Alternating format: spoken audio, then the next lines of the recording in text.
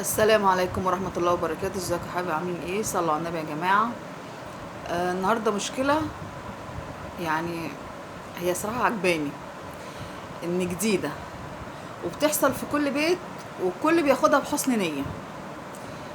هي في ماشي فيها حسن نية، بس برضو الزمن بقى وحش قوي، فكل واحد ياخد باله من حاجة زي كده. فانتوا اسمعوها واحكموا وشوفوا الدنيا فيها ايه. يلا كل واحد بقى يصلي على النبي في التعليقات ولايكات ونبتدي.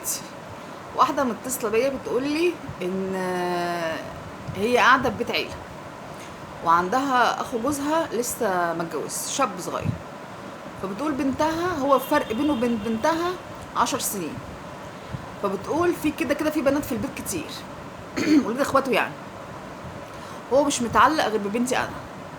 بتقول بشوف حاجات ما بتعجبنيش، يعني ياخدها ويخرج، يجيب لها هدايا غاليه، يفضل طول قاعده انت حلوه انت اموره انت جميله. هي تجيب له عرايس صحابها ولا في الشارع، يقول لها لا لا انا عايز واحده اموره وجميله زيك. فطبعا البنت كأن انها مراهقه يعني، فعجبها الكلام، وفي نفس الوقت عمها مفيش حاجه. فبتقول انا ايه مش عاجبني، حتى بصته ليها ما بتعجبنيش، وياخدها ويخرج ويتأخروا ويجيب لها ذهب ويجيب لها هدوم وبأرقام. يعتبر هو يعني هو في شغلانه حلوه ومبسوط وكده، ففلوسه كلها ضايعه عليها.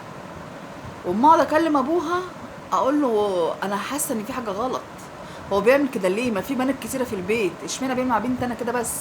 يقول لها انت مجنونه انت مريضه، ده عمها. ايوه انا ما قلتش حاجه، بس ليه؟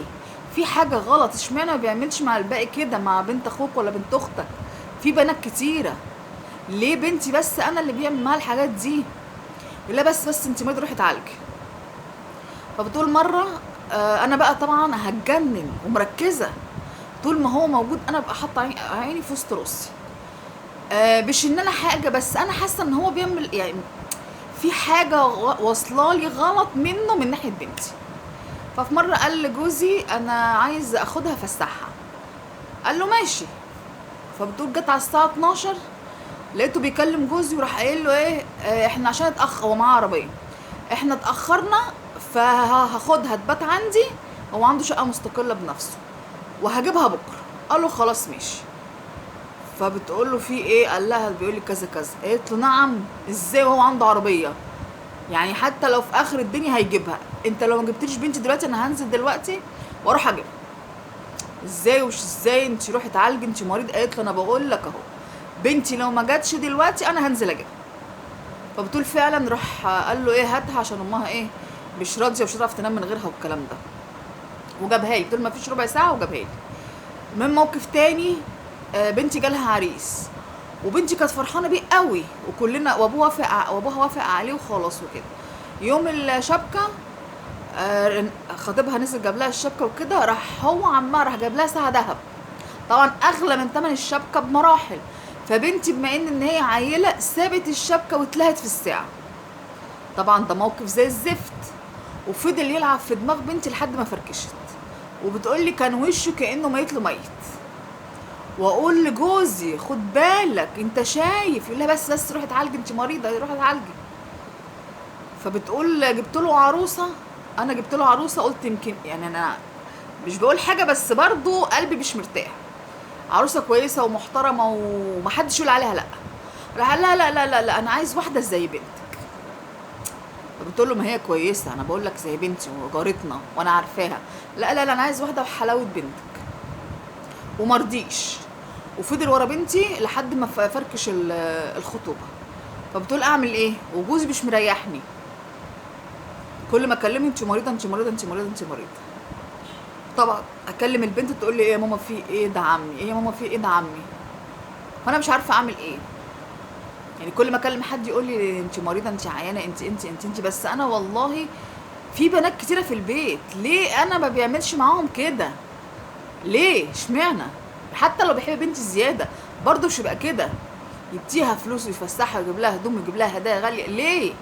ليه ده كله ليه؟ فانا مش عارفه اعمل ايه. وكل ما بنتي يجي لها عريس وبنتي توافق يفضل وراها لحد ما تفركش، وهو مش عايز يتجوز. فالمفروض انا اعمل ايه؟ انا حاسه ان هو بيحبها حب اللي هو حب الجواز، مش ان هي بنت اخوه. بصي، هو انت عندك حق، الزمن ده زي الزفت. ادينا بنشوف اللي بيموت عياله واللي بيموت مراته واللي اخته، يعني الزمن زي الزفت.